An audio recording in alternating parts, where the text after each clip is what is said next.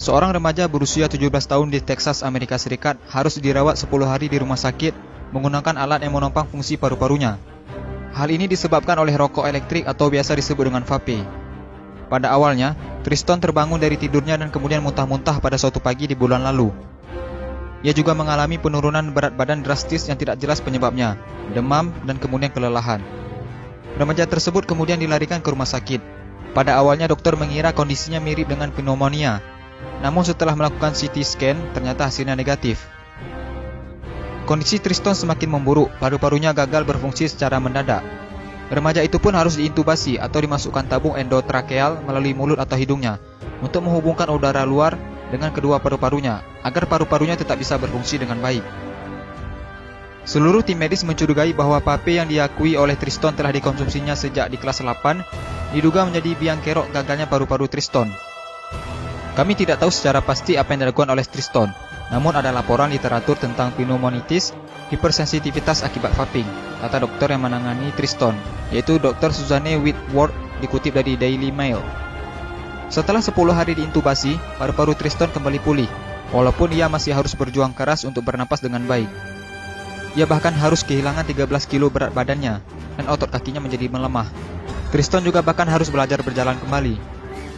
Saya benar-benar diberi kesempatan kedua oleh Tuhan. Dan segera setelah saya bangun dari koma itu, saya tahu apa yang ingin saya lakukan. Saya tidak ingin mengulangi kesalahan yang sama untuk menghisap vape, kata Triston. Triston berjanji bahwa dia tidak akan nge-vape lagi dan akan menyarankan kepada teman-temannya untuk membuang vape mereka. Kenapa vape berbahaya? Kepala Badan Pengawas Obat dan Makanan atau BPOM Penny Dukito menyebutkan akan segera mengusulkan larangan penggunaan vape atau rokok elektrik. Hal ini bisa diwujudkan salah satunya melalui revisi PP nomor 109 tahun 2012. Penny mengungkapkan ada beberapa fakta ilmiah yang telah ditemukan BPOM sekaligus menjadi dasar usulan pelarangan tersebut. Ditemukan senyawa kimia di dalam vape mulai dari nikotin, propilen glikol, perisa, logam, karbonil, tobacco spesifik nitrosamines, hingga dietilen glikol. Nikotin sangat berbahaya karena berbagai penelitian juga melihat efek nikotin terhadap otak bisa menyebabkan kanker dan kecanduan.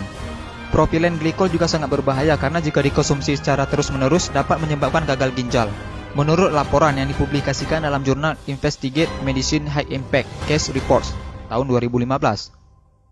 Memang vape tidak langsung memberikan dampak buruk bagi kesehatan. Sama seperti rokok, banyak orang yang tetap bisa sehat walaupun merokok. Nah, sebaiknya kita mulai menjaga kesehatan paru-paru kita dengan tidak menghisap vape atau rokok.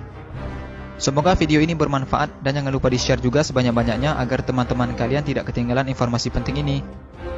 Dan jangan lupa juga sukai Mozaik Karim lalu klik tombol ikuti lalu klik sekali lagi tombol ikuti lalu pilih lihat dahulu agar kalian tidak ketinggalan video-video menarik lainnya setiap hari. Terima kasih.